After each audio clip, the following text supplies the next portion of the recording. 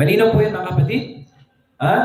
Ibig sabihin nun, kahit na siya nagsasabi ng la ilaha illallah, pero kung yung kanyang mga gawain ay salungat doon sa kanyang sinasabi, hindi siya matatawag na tunay na mananampalataya. Ganun din kung sinasabi mo Muslim ka, sabi mo Muslim ako, ang pamilya ko Muslim, ang tribo ko Muslim, ang ninuno ko Muslim.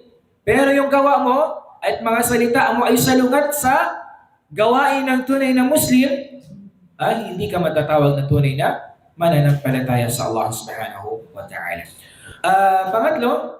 Tatlong syubha na kanilang sinasabi, qawluhum nad'u al-awliya wa la na'taqidu fihim ar-rububiyyah bal nuridu an yashfa'u lana 'inda Allah li'annahum ahlus salah. Okay? Ano yung sinasabi nila? Sabi nila, nad'u al-awliya wa la na'taqidu fihim ar-rububiyyah. Nagdudua kami, nananalangin kami sa mga awliya. Natatandaan yung awliya? Sino sila? Sila yung mga mabubuting tao. Mabubuting tao sila na sumasamba sa Allah subhanahu wa ta'ala. Sabi nila, nagdudua kami sa mga awliya na to, sa mga mabubuting tao, sa mga matutuwid na tao, wala na'taqidu fihim ar-rububiyyah. Pero, yung dua namin, sabi na ilan na yun, sinasabi nila, yung dua na yun, hindi kami naniniwala sa kanilang pagkapanginoon. Ibig sabihin nun, parang mujarrad dua. Nananalangin lang sila doon sa mga awliya na iyon. Okay? Anong sinasabi pa nila? Bal nuridu ay yashfa'u. Ang hangarin lang nila kung bakit sila nananalangin doon sa mga awliya, sa mga mabubuting tao na iyon, para lang sabi nila ay yashfa'u lana 'inda Allah.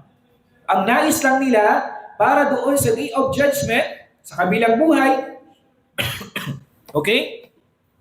Merong mamamagitan sa kanila. Okay?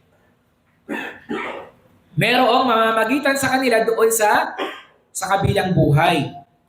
Li'annahum ahlus salah. Dahil sabi nila, sila yung mga taong mga mabubuti. Matutuwid yung kanilang mga ginagawa. Okay? Sa tingin natin, tama kaya ang gawa ngayon? Na magdua tayo sa mga mabubuting tao? Aywa. Yung iba kasi sa atin, anong ginagawa? Sabi nila, pumupunta sila sa mga libingan. Sa mga, sabi natin sa sementeryo. At doon, nalalagyan nila ito si Imam ganito. Si Sheikh Fulan. Sheikh Kabir. Malaking Sheikh. Ustaz Kabir. Malaking Ustaz. Sabi niya, kilala. Anong ginagawa nila? Pupunta sila doon. Magdudua sila. Doon sila mananalangin. Pero sabi nila, hindi naman namin pinaniniwalaan doon sa pagduha namin na yun ay Panginoon. Mahulog yun sa pagtatambal sa Allah subhanahu wa ta'ala. Dahil bakit? Kasi may mga kondisyon eh. Unang-una, kung gusto mo magpadua sa isang tao, kailangan hadir, qadir. Kailangan, halimbawa sa isang tao, kailangan halimbawa, sabihin mo, bro, kailangan yung isang tao ay buhay siya. Hadir, ibig sabihin present. Qadir, ibig sabihin ng qadir, meron siyang kakayahan. Ibigay yung iyong hinihiling. Ito yung mga awliya. Tingnan natin. Hay ba sila, buhay sila o patay? Patay, di ba? Hadir ba sila? No. Sa libingan sila. Qadir ba sila? Meron ba silang kakayahan na ibigay pagkaloob yung iyong hinihiling? Wala. Di ba? So, yun ay papasok sa pagtatambal sa Allah subhanahu wa ta'ala.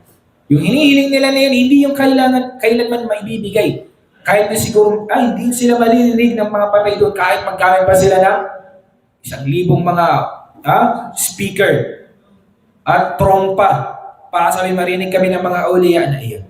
Di ba? Tayo sa Islam, subhanallah, Allah subhanahu wa ta'ala, kung tayo ay magdudua sa kanyang mananalangin, insyaAllah ta'ala, ipagkakaloob sa atin ng Allah subhanahu wa ta'ala.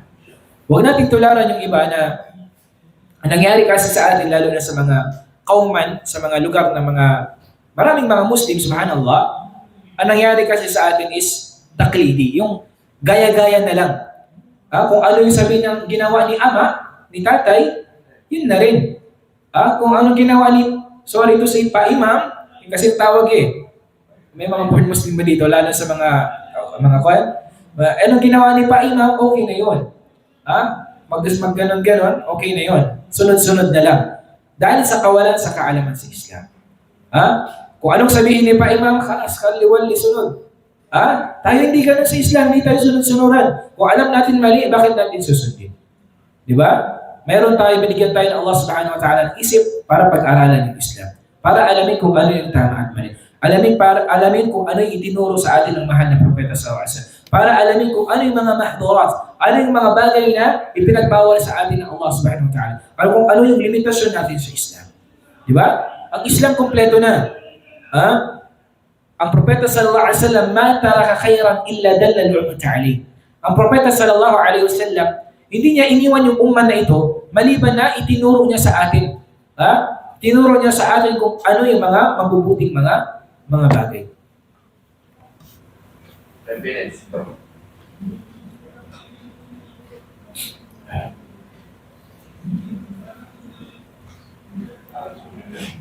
Okay. Ganun din sa syafa'a. Okay, sa syafa'a. Alam mo yung syafa'a, yung pamamagitan. At ito yung syafa'a, yung paghiling ng syafa'a, kailangan mayroong rida at idhn. Mayroong rida at idhn. Alam niyo yung rida? Ibig sabihin, nalulugod yung tao na yung gusto niya. Pinapahintulutan niya. Okay? So mayroon din condition pagdating sa syafa'a. Okay? Wala yashfa'u illa bi'idhni. Sabi ng Allah subhanahu wa ta'ala.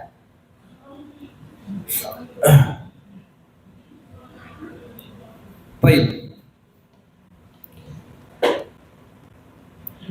Dito, sinabi na Allah subhanahu wa ta'ala, وقال عن المشركين, sinabi na Allah subhanahu wa ta'ala, والذين اتخذوا من دونه أولياء ما نعبدهم إلا ليقربونا إلى الله زلفى والذين اتخذوا من دونه أولياء.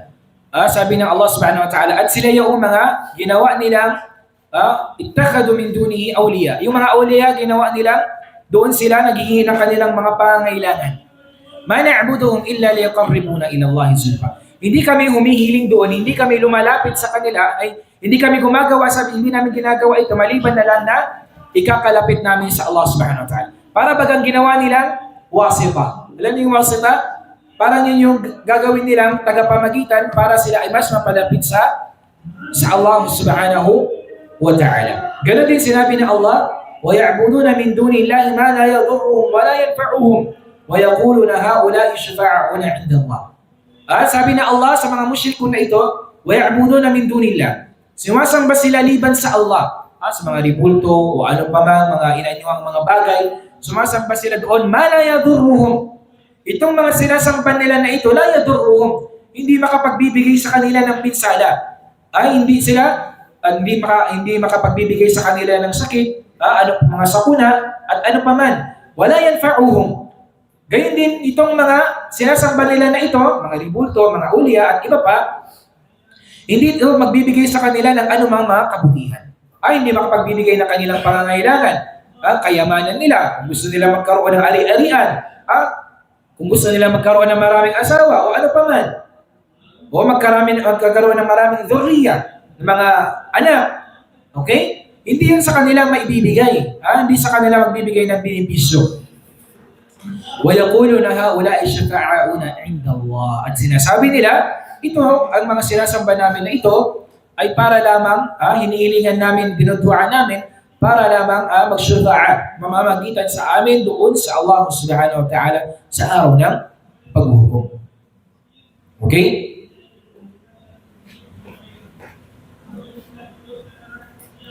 Five. Dito na tayo sa ika-4. Okay? Nakhtim bihadi, inshallah. ظنهم أن الشرك مخصوص بعبادة الأوثان بخلاف دعاء الصالحين من دون. Okay?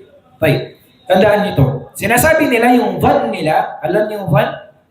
Yung pag-aakala nila. أن الشرك مخصوص بعبادة الأوثان. Ito yung fahmun khati, yung maling pag-intindi nila pagdating sa shirk. Anong sinasabi nila? Ang shirk, sabi nila, makhsus, exclusive lang, sabi niya, sa pagsamba sa mga ribulto. Authan. Ibig sabihin ng authan, kabilang dito yung mga puno, mga bato, ang mga libingan, mga adreha, at iba pa. Ang sinasabi nila, yung syubha nila, maksus lang daw. Specific, exclusive lang sabi niya yung pagtatambal sa Allah sa paggawa ng o pagsamba sa mga ribulto. Bikhilafid du'a, sabi nila. Hindi sabi niya, kabilang yung pagdua sa mga salihin. Hindi siya makukonsidered as shirk sa Allah subhanahu wa ta'ala. Nag-gets niyo yung point?